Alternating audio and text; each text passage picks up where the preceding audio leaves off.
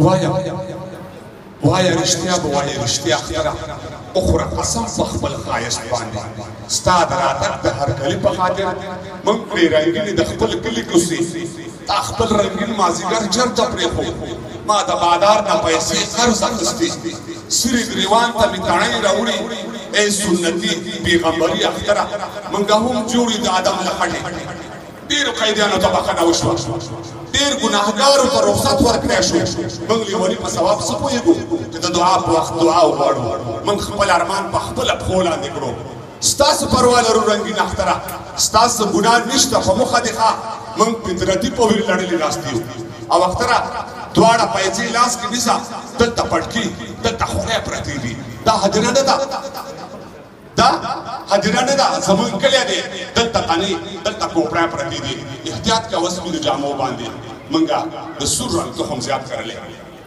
څه وکړم لاړ شم د بازار په لورې که د شهید اعلی مزار په لورې دا ماشومان د دیوالو خواو ته ستا په دې لویه ورځ نهار پاتې دي اوس څه اورم دا اعلانیه د یوې مور د خولې ده څه اورم په غوږو باندې د آدم زویه د هوا لورګانو راشي یوسف او زلیخا خرڅېږي د اخیستو قیمت یې ستاسو په لاس و دواړو وړو بچو یې شور جوړ کړې موږ وږي ښیو موږ ډوډۍ نه غواړو موږ ډوډۍ نه غواړو خو موږ له موره څنګه مه بېلوئ څوک د یوسف خریداران راغلل چا د هوا لور په ساتنه بوتله اسمان د بره نندارې کولې ځمکه خاموشه وه د حکم تابع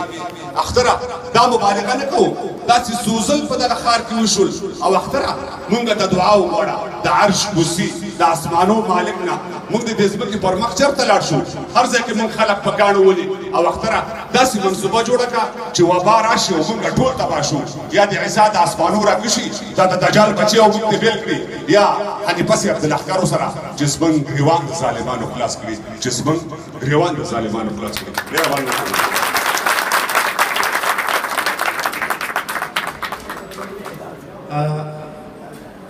د زلمي په خوښه خو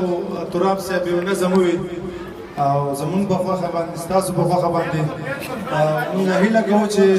زمونږ تنده خړوب کړي او